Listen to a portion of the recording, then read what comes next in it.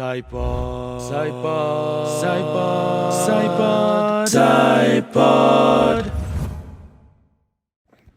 Okay, and welcome to the next best show since Dojitsomo Antigi TikTok live with other people begging money comes another episode of PSY-POD. And today unfortunately, we don't have Kinle nor Toby accompanying me. It is actually a first one-on-one interview with a guest in a long while, I think ever. I think Kinle had one, where he interviewed a guest, but this might be my first interview with a guest by myself. And it is none other than, I wouldn't even say arguably, but I'd say most definitely and objectively the most popular, also at times controversial journalist in Bhutan, none other than Namgay Zam. So I was very grateful that O could give an appearance in the podcast. I wanted her to be the guest for a long while because she's also a voice of the youth, and she's been around in, I think, most of Bhutanese people's lives in social media. So I wanted to get her take on many things, like certain things like the Palestine-Israel conflict, because I am a novice in the subject, but I do feel like maybe if you guys are interested in listening, that this is some subject that we can discuss, because it is something which is happening in the world, which we don't really think about every day, but lives are lost and shit is really going down. So O seems very supportive of the Palestinian people and an expert on the subject. I wouldn't even say expert, maybe just much more, informed than maybe you and I. And after that, we also talk about the Gelephu Mindfulness City, which I think is the hot topic within us Bhutanese society recently. And and a group of Bhutanese creators got the opportunity to visit the city, and then she brought some insight of how the trip was. So she will be sharing about that, and also what she hopes for what the city will represent. And I also share my opinion on the city as well. And finally, we get into a little bit personal level about finding out like why O is a journalist, what makes her a journalist, and how she became who she is, and why does she have this persona online.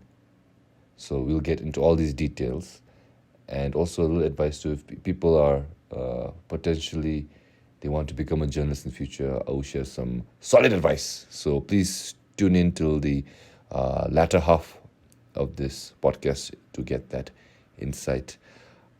So I'll just jump right into the episode right away. But before that, for those who have been listening since the comeback or since the beginning, I would like to thank you guys. Your support is what brings this podcast to life. So I want to say thank you for the support. And if you want to continue to support, and if you're new, I would just suggest, I would not suggest, but I would appreciate if you guys can subscribe to this channel or follow us on Spotify, and especially like it if you think this podcast was enjoyable. So I hope you guys do, and you can just skip to the next chapter if this is all boring. Okay, so see you guys. Let's get to the podcast. So I want to talk about Palestine, because you're so heavily invested in this case. You're on social media all the time. You're my daily dose of news updates. I don't need anywhere else. You're the one who introduced me what a watermelon is. Everything about that. Maybe we can touch about that also. Maybe some people who's listening to this podcast don't know what watermelon means. It's actually a very interesting fact also why it's called watermelon. So from what I've understood, because I don't claim to be an expert on global issues, especially geopolitics and all of that, but I am aware that I consume a lot of information. I'm an avid consumer of information on what's happening between Israel and Palestine, basically a genocide, right? And there's a reason why I use the word genocide as genocide, because it is a genocide. It's not a war. It's not about disproportionality or whatsoever. It's just a genocide. The watermelon, come back to the watermelon. I didn't know about the watermelon prior to October 7th, right? And that was recent. Yeah, so for me, even though I was always supporting the Palestinian cause, there's a lot of things I learned since October 7th. I thought I knew a lot, but I didn't. I really didn't. It was just the tip of the iceberg. And it's been so many days I think 84 days today of learning and unlearning. The watermelon especially, I had no idea that it was such a symbol of resistance. It is a symbol. So for Palestinians, when Israel occupied Palestine, they weren't allowed to draw the flag of Palestine because it's supposed to be an occupied territory. So even the US recognizes it as Palestinian territories and not as an independent nation. In the world map right now that exists, you only see Israel, you don't see Palestine. Like you can Google it and just look at it, there's Israel. So everybody's like, where is Palestine? Not realizing the history, how Israel was created. Bethlehem is one of the oldest cities in the world, and people don't realize that it's in Palestine, right? Okay. Like people don't think about it, right? Oh, yeah. So watermelon, basically the colors of the Palestinian flag. So they started drawing watermelons as a form of resistance and to show that they're Palestinian. So it was the artists who did this, and I feel it's resonated so much with me, and I think globally, because it's not just about Palestine, but it's really a symbol of resistance. So for those people who have been colonized, mostly in the global south, who have been very vocal in their support of Palestine right now, they also have rallied behind this symbol and used the symbol, and also because there's a lot of algorithm issues with Instagram and Facebook and Meta. And I was saying, even in my opinion piece for Quinsel, that it's become so personal for me because I'm being oppressed on Facebook as well as on Instagram, and I can't take it. So then the watermelon, I love it so much because the resistance is not just taking up a gun, and fighting, but also resisting all forms of oppression, So it's really, I am completely against Meta oppressing my voice. I don't want to be oppressed by a platform that says it's an equal platform. Like anybody, there's a space for everybody. There's no space for people with pro-Palestinian voices. And the international organization Human Rights Watch actually did an intensive study. I don't know if you saw on my Instagram where I was saying, I'm archiving this to submit to the Human Rights Watch and all of that. So they did that, and they came out with, I think it was a 20-page report that said that Meta has been discriminatory against pro-Palestinian voices on both Facebook and Instagram, shadow banning us, not letting people see our content, etc. So, we can start from the top. I want to know, why are you so heavily invested in this subject? I've asked myself this question because it isn't like oppression doesn't exist anywhere else in the world. I think as we speak, there are at least 110 global conflicts happening at this point. But why is Palestine... why does Palestine have all my attention actually, undivided attention? And I'm completely preoccupied with Palestine. It's because I've never seen a genocide unfold in front of my eyes in real time and not be able to do something about it. That your voice and my voice doesn't matter, Even the UN doesn't matter. And the fact that I chose to study in the US after resisting it for 30 years of my life, because because most of my upbringing was in South Asia, and I know how South Asians feel about the US. And a lot of us come from socialist leanings, capitalism, the land of capitalism, imperialism, American imperialism, some like to call it American exceptionalism. So I had to make peace with that first. And then I thought, why do I like America? And then I was thinking, wow, I love their values of democracy. I think for me, this was like when Bernie Sanders was like God when I was there for people like us, right? To see that people could come together openly to support a candidate in politics was so inspiring for me, because we don't do that in Bhutan, right? Imagine if we supported one candidate openly and that candidate lost, and then the other candidate is going to make sure that we never forget that we supported the candidate that lost. Right? I think for us it's a little different because we're a small society. Yeah, it's different. But for me to experience that firsthand, to show up at Bernie Sanders rally and then to see people talk about their political leanings so openly, I think this is a future that I want for Bhutanese as well. I also want that as a president, that we can openly talk about our support for our candidate without being villainized for it, or having to suffer consequences, because all of us have individual leanings and individual values that we're influenced by, right? Yes. And you shouldn't be held. You shouldn't have to be punished for that. And that, right? I looked at America and I thought, wow, there's a space for everybody. Any voice, you can go there. Yes. You're a minority and you have some rights. So that I was like, okay, looking at the larger picture, I actually like what America stands for. And maybe this is why I want to go and study there. And it was a shift in my attitude. It was a shift in my worldview, right? Like I told you, I grew up in the South Asian region, and I was like, I will never study in America. So this is why I was like, I'm going to study in Asia. Then finally I made that choice as an adult.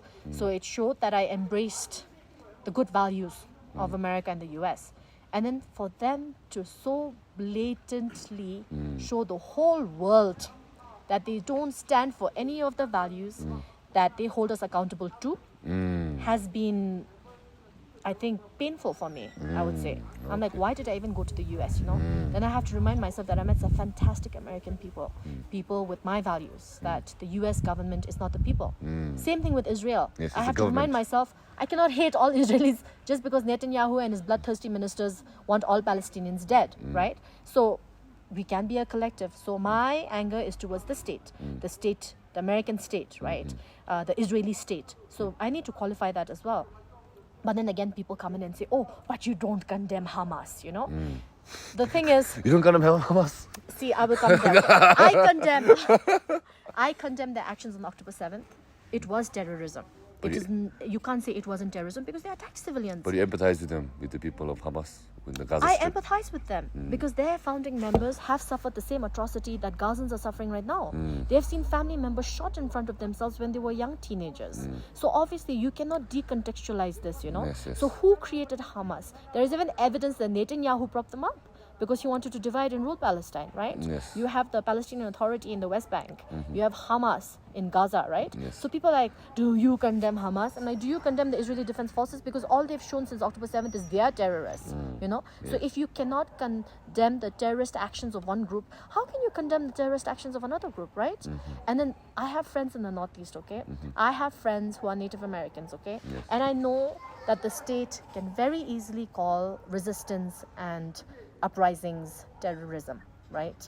So this is what the narrative is narrative building, right? So I'm not saying that October 7th didn't happen, it did happen, and I condemn it irrevocably, right? Loss of civilian lives, Yes. violence, right? Yes. And they didn't do anything to deserve this, right? If they wanted to attack the Israeli Defense Forces, right?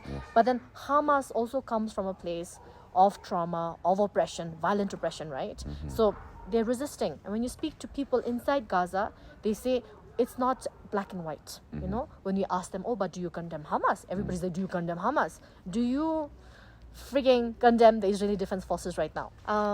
So I don't want to go all out. And I think the US has really destroyed itself in the eyes of many people. Like even American media, for me, like now, like I joke, another Buddhist journalist, Lamsang, like we were joking with each other that we will never be given work by white media again because of our support for Palestine, Yes, right? yeah. And people don't see that. Like it's so much more than Palestine. People are like, Palestine is thousands of kilometers away from Bhutan. So why am I so invested in this? Because there are so many things that overlap, you know? Like it's not just Palestine out there. Because why should I have to suffer consequences for supporting Palestine when people who support Israel don't suffer consequences? Like nobody seems to be able to punish anybody who is supporting this apartheid and now the genocide, you know, except for countries like South Africa who have now taken them to the International Court of Justice and they've charged them with genocide, you know. Oh, really? Yes, Oh, I didn't know recently, that. just yesterday it came out, you know, and I'm so proud of South Africa because Okay. of their history, Yeah, their right, that they history. managed to do this.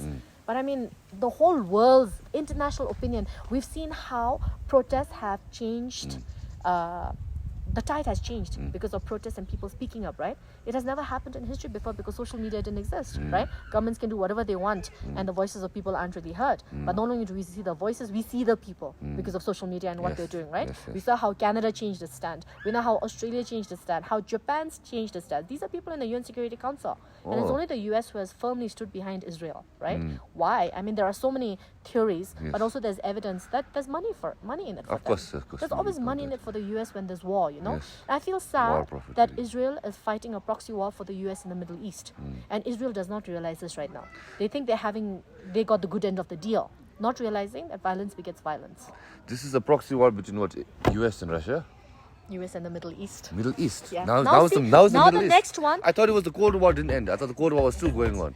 So now it's the Middle Eastern war. So what we know evidentially, like Okay. with evidence, is the fact that this is something to do with the US Middle East policy, right? Okay. So then now Israel is the only white so-called democratic country Yeah. among the Arab nations who are not democratic at all, right? Okay. So this is why when I support Palestine, people are like, but you're a feminist, but you're such a, democratic voice. Like, how can you support Palestine? How can a person with democratic leanings not support the oppressed, you know? Yeah, like how can you support, like the victim here is not Israel, I'm sorry. Yes, they were the victim on October 7th, but if you go back 75 years of history, the only people who have been victimized is the Palestinians. Okay. Yeah, so our country's also supported So this. let's look at it. Let's remove the humanity side about it. Okay. Israel, by winning this war or by occupying Palestine, they get a fresh country which they can call their own. Own. That's what and the Zionists want. Yes, that's that what they this is want. their right? land. This is their land. Yeah. Whatever we get, what Israel wants. Yes. What does US want out of this? like Israel winning it? What do they get out of You it? know, I believe there's a lot of oil in Gaza. Okay, simply. That's just simple. All conversation over. It's oil and Gaza. Yeah, see? Simple. That's how you explain. But the US is a globalist, no? Yes. They want global dominion. What does the Zionist actually mean? Oh my God, Herzl? I think that's how you pronounce his name. So it's a political ideology.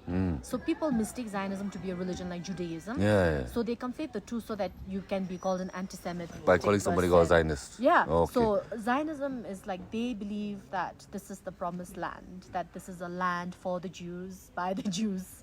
So when you say that, it means that people who are not Jews cannot live in that land. And they have proven so. Ever since the Nakba, right? 75 years ago, Nakba is the forcible displacement of Palestinians. That's what the UN describes it as. It's not a Palestinian voice or like a pro-Palestinian definition of what the Nakba is. But the UN, who is supposed to be a non-partisan body, has described it as such. 750,000 were displaced 75 years ago, and Israel was created. And the Palestinians, who form the minority right now inside Israel, which Nas Daily is like, I am Israeli first and Palestinian. I hate Nas Daily. I hate Nas Daily. Thank you. Did you? He came here. He made the most fakest video ever. Him and his... Why? His fake wife. Yeah, I know. Not fake wife, because their relationship really ended after that. She came to Bhutan and her eyes were opened. They did. Well, anyways, that's another conversation. Okay, that's another conversation. But like, how can you say, like, when you're a minority, like, it's really playing to the gallery, no? He's like, I'm Israeli Palestinian. Like, Palestinians are dying. You're like the 20% minority that Israel has oppressed for the longest time, okay? So this is what I've learned since October 7th. There are like 4 tiers of Palestinians, okay? 4 tiers? Yes, 3 tiers of Palestinians. Wait, let me get into the detail. Caste system, what? Yeah, it's like a caste system. Okay. So you live in the West Bank, okay? Okay, that's the, you have the premier, most rights. premier Palestinian. Occupied territory, like West Bank is not, because they're under the Palestinian Authority, right? But if you're inside Israel itself also, you still don't get Israeli citizenship, okay? So only people who say that they are a Jew, doesn't matter where you're born in the world. I think this is called the Right to Return Act or something that Israel came. So imagine, isn't this mind-blowing that you can be a Jew anywhere in the world, you can come to Israel and say you are a Jew and get citizenship in Israel, but a Palestine who has lived there cannot get citizenship. So imagine that, okay? Okay, they're the premier group. That is the premier group. West Bank people. And no, that's not the West. That's the Palestinians inside Israel. Okay? Oh, the number premier are the Palestinians who live in Israel. Yes. Then after that, you have the West Bank people, okay? That's the second tier. Okay. But then the movement of the West Bank people are again controlled by Israelis, because going in and out is checkposts made by Israelis, defended by Israeli guards or the Israeli Defense Forces, right? So the thing is, you can move down from being a Palestinian in Israel, a Palestinian in West Bank. You can move to being a Palestinian in Gaza, which is the last. Okay, you that's can never 3. move out of Gaza once you reach Gaza. You give up all of your rights.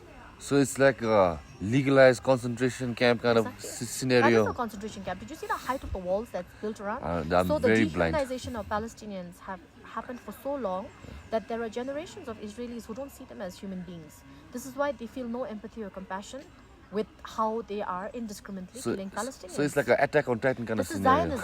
This is Zionism. Okay, interesting. So they are the rightful people in that line. Like everybody else is attacking them. So they have that insecurity, right? So this is why, and it's so interesting because I was reading some non-partisan articles. So there's like conservative Zionists, then there's right-wing Zionists and liberal Zionists, right? And very few are liberal Zionists inside Israel. And they're the ones who are speaking up in support of Palestine, speaking up for humanitarian aid to enter Gaza, right? So Gaza is now dying of famine, right? First of all, they bomb them indiscriminately in front of our very eyes.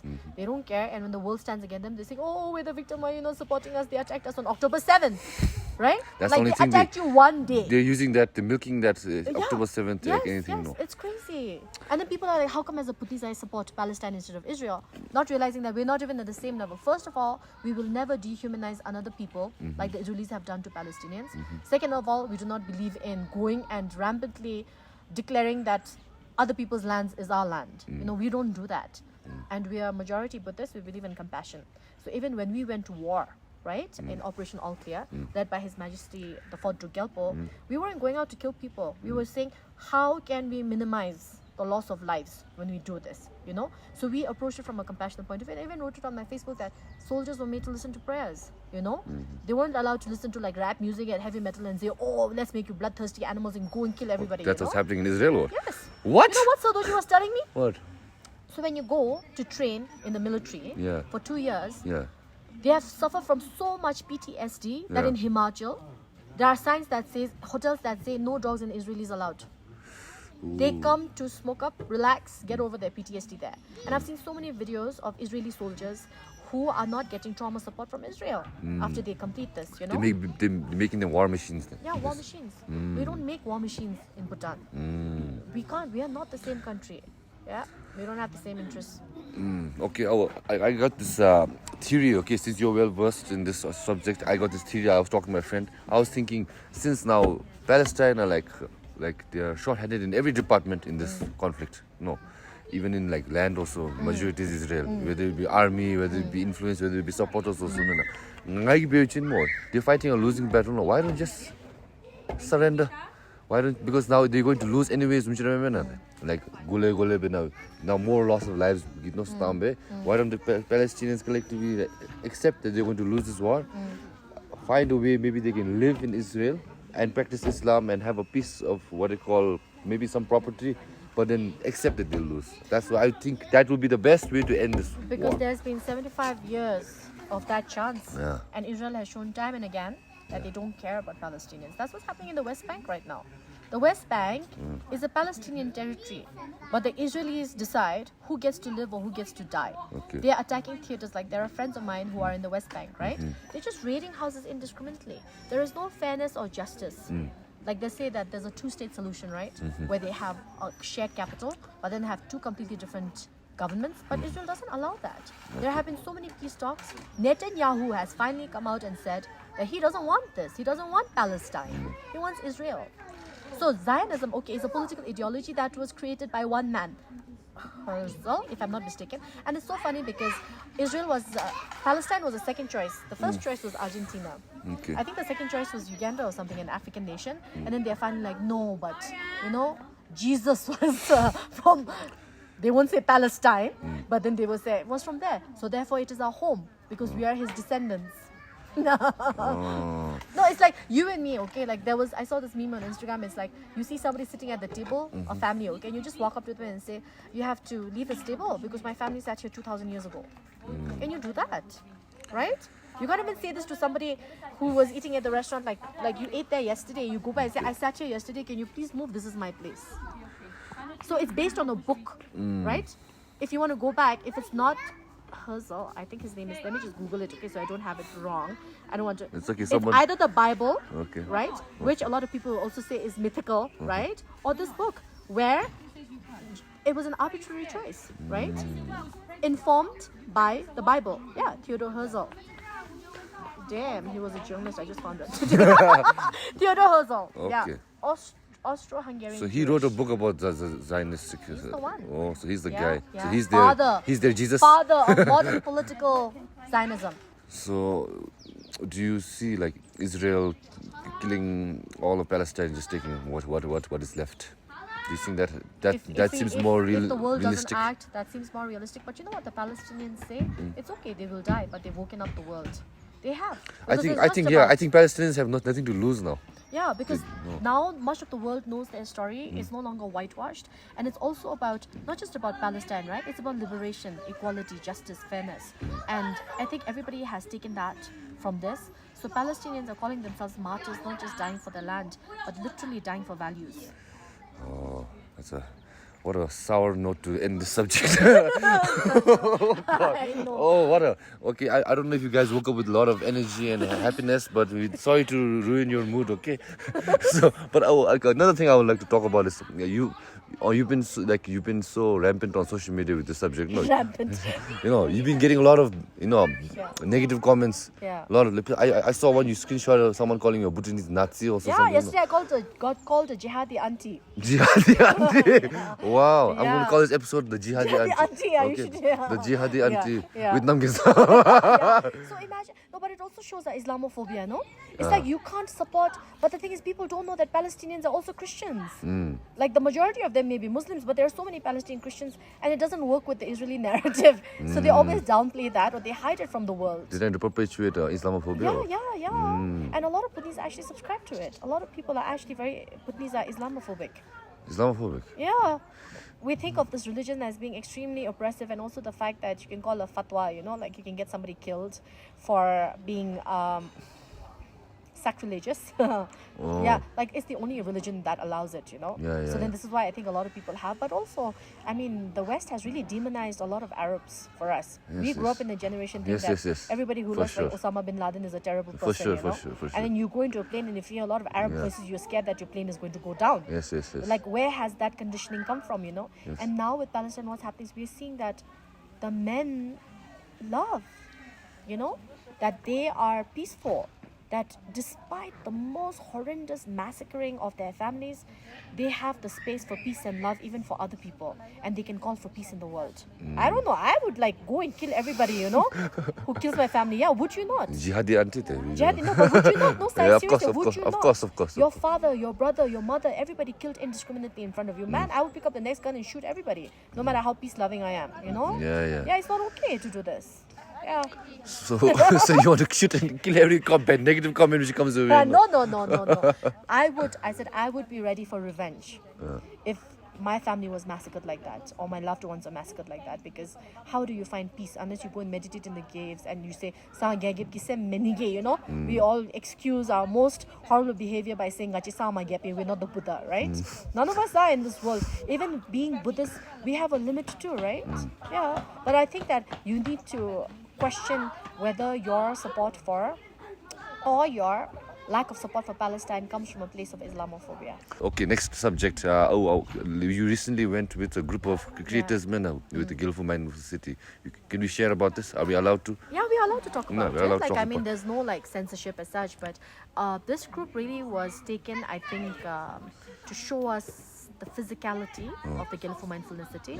Like I said, we only know that it's going to be like 1,000 square kilometers, and everybody's like, where, how? Like, you're asking me, so the Gelephu Tomde is not included in it, right? But it's built around it. The Tomde will stand as it is, right? The town that you are aware, which is supposed to be only 45 square kilometers. Wait. The Tomde is inside the Gelephu Mindfulness City, yeah? Yeah, it's a part of it. It's a part of it? Yeah, so the Tomde itself is there.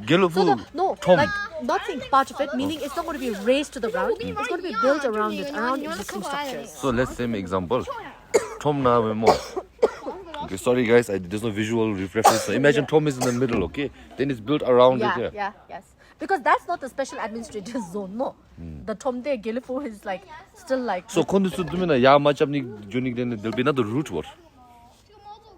No. So the thing is, okay, that's a really good question you're asking, because I was thinking everything is. I was thinking the Tom was here. Okay, sorry, on the right side of the geographical map. Okay, and then the Mindfulness City was completely some other vicinity. No, it's all over Gelephu, no. Then it comes and it connects. Like, everything gets connected. Like, nothing is going to be isolated. So there's going to be connections. But I'm sure definitely, because it's a special administrative region, that there will be certain laws for movement of people. But it isn't like Gelephu City is going to be isolated completely and there's going to be walls built around it, Attack on Titan. Yeah, it's not going to be like that. It's going to be another Israel. It's going to be another Palestine. Another Israel, Palestine. No, so what's going to happen is, it's like the length and breadth of Gelephu. So when you think of Gelephu, you're all thinking 45 square kilometers of that town. I didn't know it was 45 square kilometers until I was told, Like, it's really, really small. What we see, like, the town itself is not 45 square kilometers. That's like 1 kilometer, right? The town itself, but like the settlements around it and all of that, when you include it, is like 45 square kilometers, and what you can see from a viewpoint, But Gelephu is so much more than, like I said, like, to go in one direction of the length of it, it's like 1.5 kilometers. Then the other side is almost 2 kilometers, right? So it's huge. Wait. Not kilometers, hours you said last time. Oh, sorry. Hours. 1.5 kilometers, 1.5 hours to one side and almost 2 hours to the other side. So it's a lot. So it's like Taretang and Lamunzinkai, So for us, our reference point is really that Gelephu City we see in front of ourselves. But it's going to be huge. And everything is taken into consideration. Like I said, farmlands are not going to be taken, destroyed, Biological corridors are not going to be destroyed. We know that Gelephu is a land of elephants, right? So there's going to be, the designs are going to be such in the master plan that was unveiled, right, on December 20th by the Bjark Engels group. We saw that all of our principles of sustainability have been taken into account, right? And minimal disruption is going to happen when that is being developed. Minimal air quotes. Minimal, yeah, as much as possible, because come on, reality. Like when you're building something, obviously, I mean, even when our neighbor's building a house, we lose our peace of mind, right? So that's why I'm saying like minimal disruption. You have to factor everything. Yeah, next 10 years got a tung, tung, tung, tung, grrng, grrng, grrng. It's going to be far from where people live, so don't worry. Yeah, so when it is going to be, but like I said, I don't have all of the information. Infrastructure-wise, amazing. I was sharing with you as well, right? We were told to go and feel the wall of the structure. There is not even this one butter bottle on it.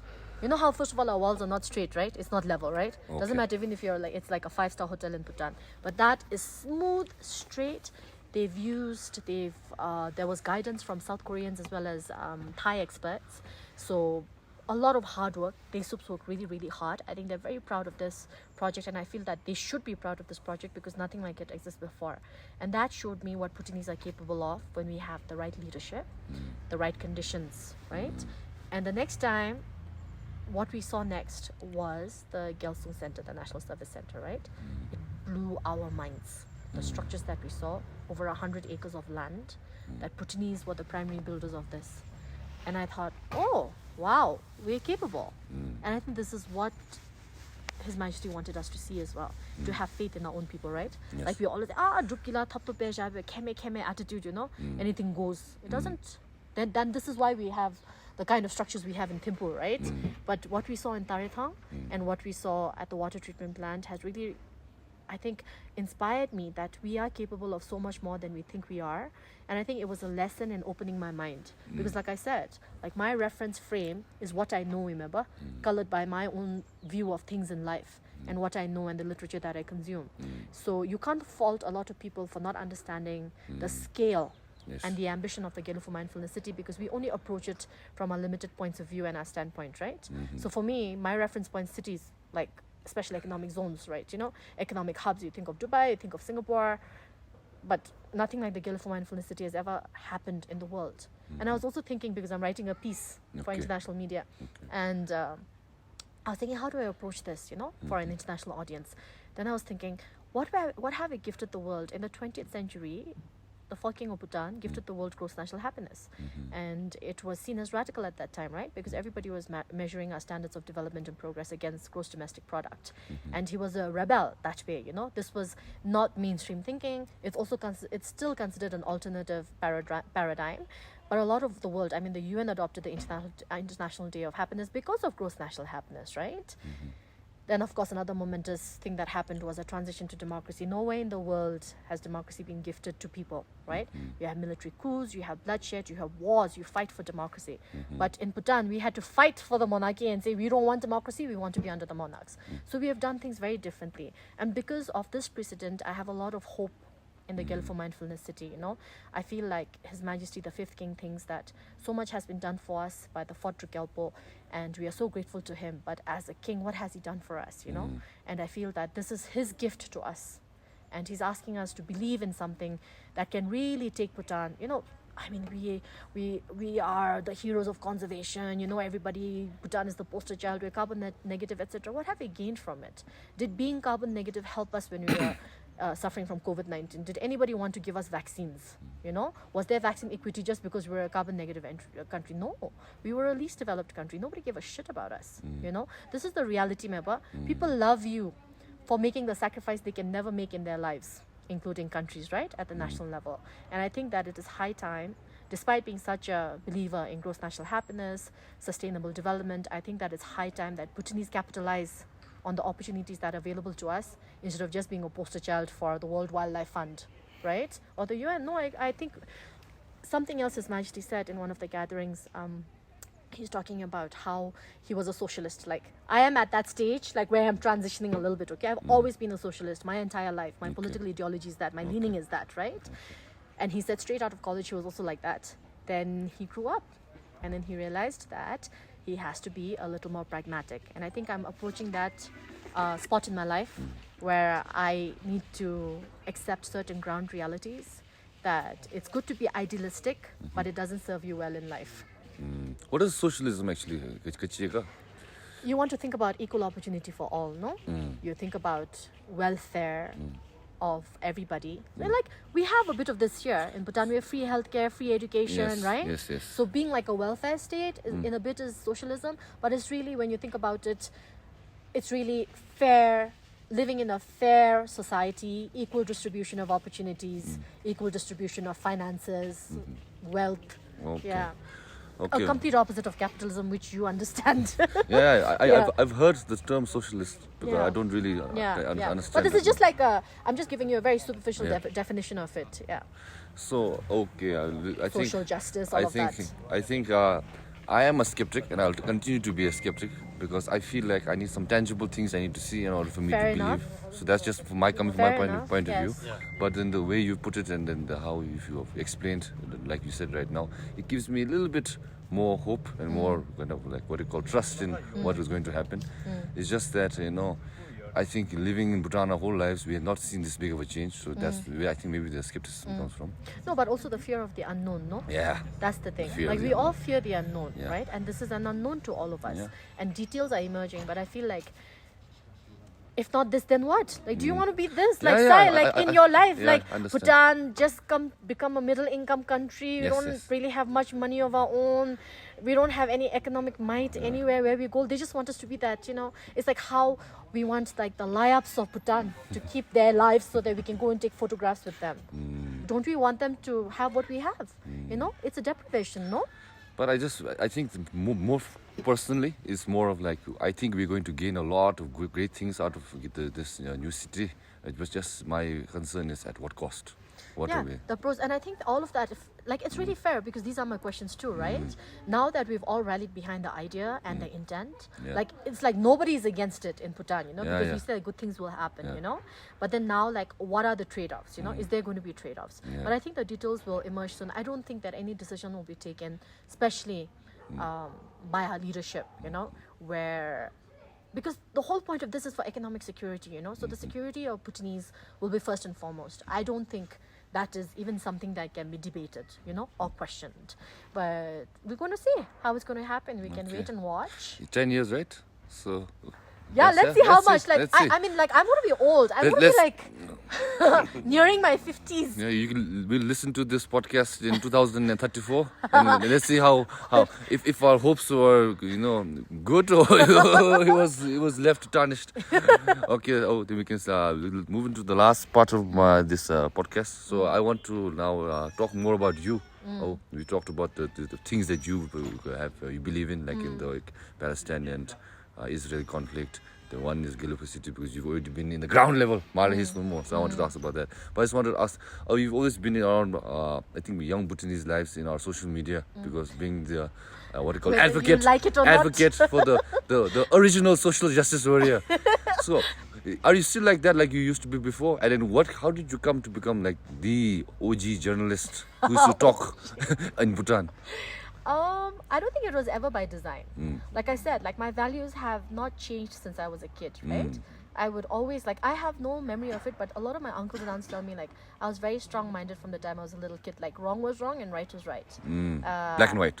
Like, black and white. Yeah. But I think as I age, I've realized that things are not always black and white. So you're a little grayer now, huh? Grey areas. No pun intended in the hair. I need to color it. Okay. Like when you make like certain like controversial statements like that we talked about, like say what you said. He's not going to war. Buddha's not going to No, war. it's true. We should be ashamed. Like, I was in college. If I was here in Bhutan, I would have gone to war for His Majesty the Yeah, King, yeah, yeah. and for my country. Yeah. It's not okay to do lip service like everybody. It's so easy, just to put a photo of His Majesty the King and the Queen and say, "Oh, I love my country," blah blah blah. No, if they tell you to come and fight tomorrow, will you? They're coming.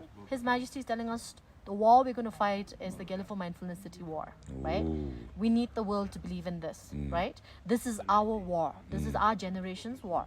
Are you ready to fight this war for Bhutan, right? So it goes beyond what our individual aspirations are and who we are as individuals, right? Can we, like, when you go to war, you don't say, "Oh, are you a queer ally?" If you are not going to go to war with you. No, you go to war, right? This is a battle. So I think this is a battle of sorts. Where was I going with this? Where were you going with it? I don't know. You tell me to talk about myself and you bring in all these No, things. no, I just told you. I just wanted to ask. No, so like my when you like make certain things which are a little risque, Is that the word, huh? Yeah. Controversial is the word. As Yeah. Bhutanese. Yeah. Because even though we know we can say some things, we know we cannot say certain things, man. Yeah. That line you crossed, man. Yeah. But I think you tend to cross that line more than any other person I know. No. Sunny, where does that thing, Josh, come from? And don't you have that in the back of the mind, like consequences you know? I think I've become a little more careful after becoming my mother. After becoming a mother. My mother, not my mother. After becoming a mother, because I have to think about my family, right? Prior to that, like, I really had no fear. Like, I only had fear of not being able to live with myself. So I can't lie to myself. I can't compromise my values and ideals. I cannot be bought. So I think a lot of people see that. Like, what I believe in doesn't matter. Like, I will put my neck on the line. Like, I did that in 2016, right? The most high-profile defamation suit of the country. Yes. Because I believed in it. I felt like somebody was being victimized. Not just somebody. A lot of people were being victimized. And it wasn't the individual I was against. It was the action that I was against, you know?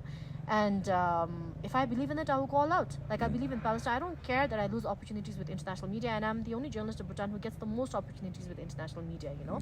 Because I'm freelancing. And I'm the most visible freelance journalist. I'm not saying that I'm the most amazing journalist. I'm just saying that because I'm a freelance journalist with so much access that they just come to me, you know, these opportunities. And now a lot of white media are not going to be comfortable working with me because we know how the white media covers this genocide anyway.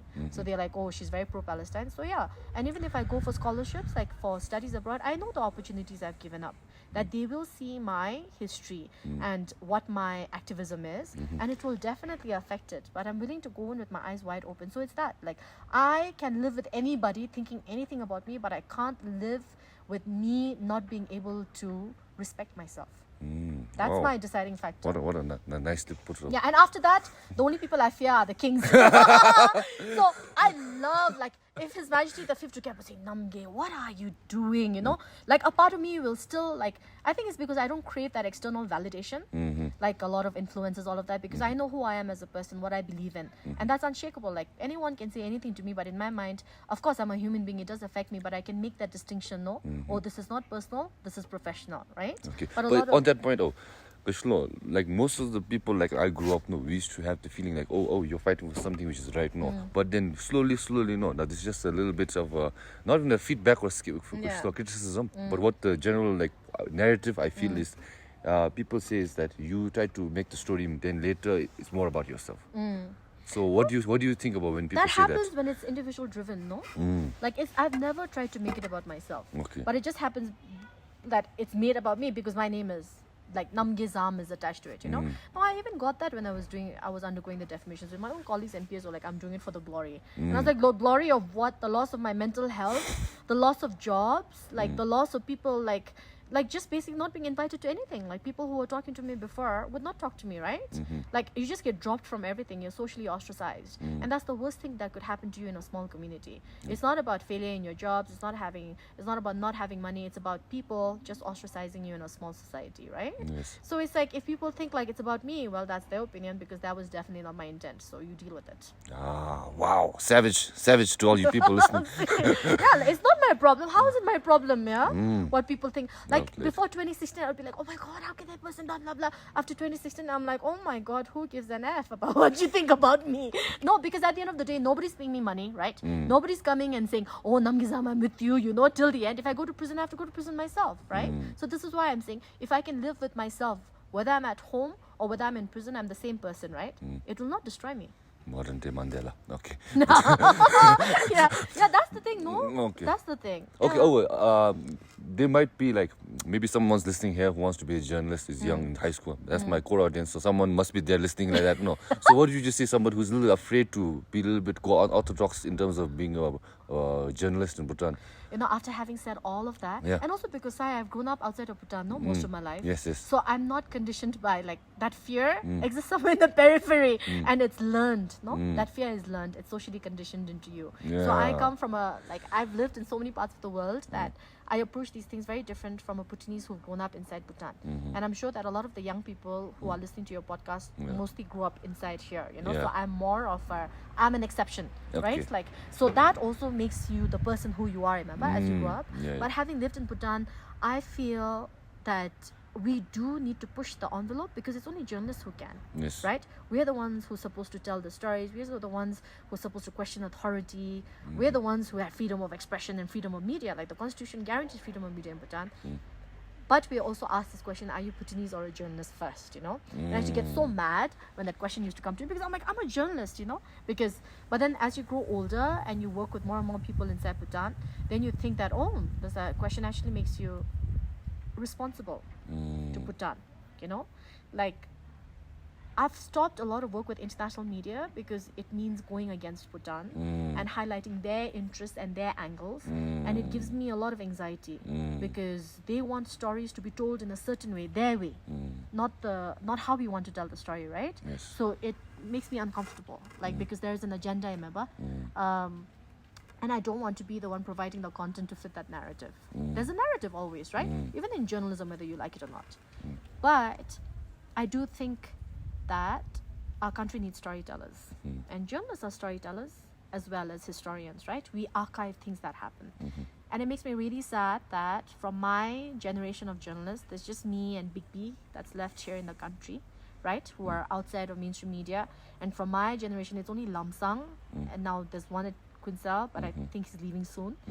It's just young people, right? Yeah. So I feel like more and more, instead of journalism getting better and better, we're just getting younger and younger, which is the reverse of what is happening everywhere in the world. And again, circling back, we see how important, for me, I took a break from journalism. And without really formally announcing, I returned to journalism because I'm so inspired by the Gazan journalists. Without them, the importance of Bhutanese journalists have been highlighted by the Gazan journalists because journalists outside of Bhutan will always tell a different story.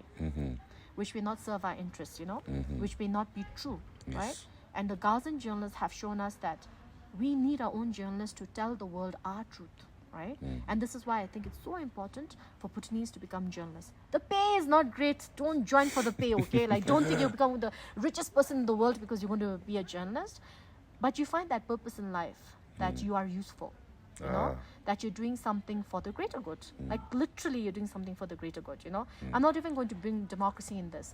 I'm just going to highlight the storytelling aspect of it, If you don't tell the story, somebody else will. And do you want that somebody to be telling your story? Classic woman. Okay. I think Are you inspired by me now? I'm very inspired. That's why I asked you to come here. So, with that fitting, I think I've taken too much of your time. Thank you for coming and sitting down here in Folk Heritage and giving me... And making me talk about Palestine for 20 minutes. I am so thankful to you. And giving me lunch for that. So, thanks. I'm in return back. Lastly, Ani Kishlo, anything, I always give my guests opportunity to shout out something they have in online or something, whatever, that people maybe who's listening can check out. So whether it may not be about you, maybe something else you like, maybe you can ask my viewers maybe look it up and check out for themselves. 2 things. Can I say 2 things? 2 things, okay. Sure. I will start because I'm a Bhutanese first. Gelephu Mindfulness City. Follow what happens. Okay. Because it's just something that's happening out there. It's going to touch all of our lives. That much is guaranteed. Sure. So follow news articles, follow influencers, follow journalists, but be invested in this, okay? Especially if you are you're like Gen Z and Gen Alpha. I'm not. You're not Gen Z. What are you? You're not even a millennial. I'm a Zoomer, I think. I'm not. Oh yes, I forgot about your between, generation. I'm so sorry. In The between, millennials and the Zoom. Gen Alpha. I'm a little thing awkward. Gen Z. In between. So you're Gen Z. No, I'm not Z. I'm not Z. I'm 93. So somewhat in between. Okay, you're somewhere in between. But yeah, I think that you need to be invested in your future because you're being given a chance to have a stake in it. I'm so jealous of the people who came before me and lived in Fort King's time when he conceptualized gross national happiness. I want a stake in that, I want to be able to tell people, I was part of, I was doing this in Bhutan when gross national happiness was announced and all of that. So this is not only just going to be your future, it's also going to be your legacy, right? So, and you are being given that opportunity. I think that is so incredible. Okay. The second thing is, while I said something so wonderful about journalists being storytellers, I think another thing that it's not just about looking, but always verify and corroborate, because with disinformation, misinformation started with Trump, right, in the US, right? We realized that things are not as they are. People put things out there and make you believe in it, right? Yes. And that's also happening with propaganda right now, Israeli propaganda, right? On platforms that we use, Instagram, even TikTok, right? But at least TikTok doesn't censor so much, but Instagram and Facebook does that. So I want everybody who's listening to see, okay, fine, you've seen an Israeli content, but can you go? But it's so scary because when you Google it also, all of the language, all of the content is in support of Israel. And I know this because I do it myself, right? So when I go to pro-Palestinian accounts and Palestinian voices, or voices that are not completely in support of Israel, it gives me a completely different picture of what Zionism is, right? So if you Google what is Zionism, it gives you a very pro-Israel view of what Zionism is. So yeah, so this is the danger. So you want to know, never take anything at face value. You don't have to accept what I say about Palestine as well, right? You can fact check me on things that I say, right? But the thing is, in life, nothing is static. When things are static, it is dangerous, right? Be it with information. Approach everything from a very scientific point of view, right? Do you have the evidence, right? Based on evidence, you make your judgments, but don't make your judgments based on propaganda. That's why, coming back to my point, be a skeptic. Be a skeptic. No, it's good. I completely encourage that. All journalists are supposed to be skeptics, right? Yes. I value critical thinking. And I always say we do not have enough of that in the society. I agree with that. So I completely support you when you ask me questions. So I say, I welcome it. It shows that these people are intelligent, thinking people, instead of no zumbe, we say, herd mentality, not questioning, okay, we go and do everything, jump off a cliff, everyone will jump off a cliff, without even so yeah. And I encourage skepticism because that leads to enlightenment, no?